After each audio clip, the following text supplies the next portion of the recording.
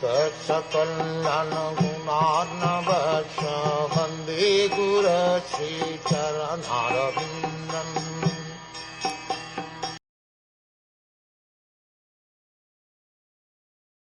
Thus he has to pass 99,000 yojans within 2 or 3 moments, and then he is at once engaged in the torturous punishment which he is destined to suffer.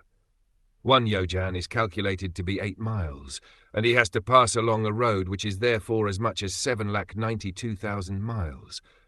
Such a long distance is passed over within a few moments only. The subtle body is covered by the constables, so that the living entity can pass such a long distance quickly, and at the same time tolerate the suffering.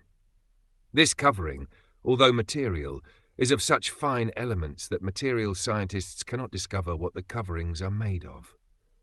To pass 792,000 miles within a few moments seems wonderful to the modern space travellers.